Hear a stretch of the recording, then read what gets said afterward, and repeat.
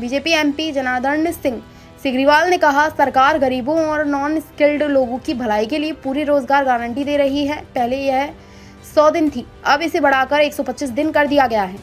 आपने अलग अलग टेक्निकल उपायों के बारे में देखा और सुना होगा। कृषि मंत्रियों ने इन तरीकों पर चर्चा की है।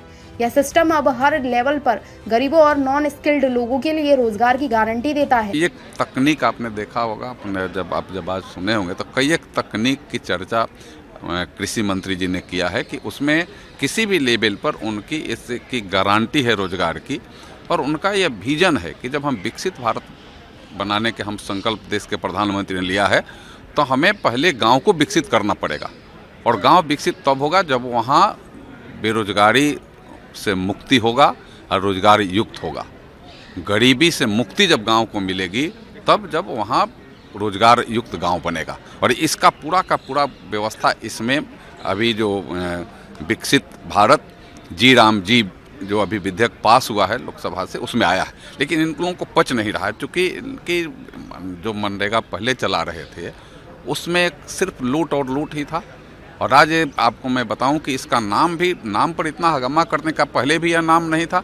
2009 में यह नाम आया। 2009 के पहले तो नेहरू जी के नाम पर आप रखे थे, तो आप कह रहे हैं कि अपमानित करने की बात कर रहे हैं। और सीधे सीधे महात्मा गांधी जी को तो श्री भगवान राम से सीधे सीधे वह गाँव को में राम राज और देश में राम राज लाना चाहते थे। और जी राम जी यानी विकसित भारत, जी राम जी यानी गांधी जी के जो सपने थे, गांधी जी जो चाहते थे, उसको पूरा करने का काम यह भारत की सरकार नरेंद्र मोदी जी के नेतृत्व में कर रही है। तो उसे इनको पच नहीं रहा कि अब तो माने नरेंद्र मोदी जी उसको और नीचे ले जा करके सबको रोजगार से जोड़ने का काम, उनका जो विकसित भारत का जो संकल्प है वो गांव को भी विकसित करने के अभियान में सीधे सीधे जुटे हैं। तो उसका लाभ गांव के लोगों को मिलेगा, तो मेरा क्या होगा?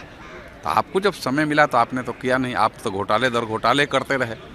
और आप जब समय मिला है नरेंद्र मोदी जी को, तो गांव का काम कर रहे हैं, गांव का विकास कर रहे हैं। गांव में एक भी कोई बेरोजगार न रह जाए, यानी अनस्किल्ड जो भी लोग हैं उनको भी रोजगार से हम जोड़ दें। कृषि को भी उसमें जोड़ा है, कृषि को भी उसमें कैसे हम उसके उपज को बढ़ाने का काम करें। तो बहुत सारी चीज़ों को उसमें समावेश कर विकसित गाँव बनाने की दिशा में यह एक मजबूत पहल है। और इसका बड़ा लाभ गाँव गलियारे को विकसित करने में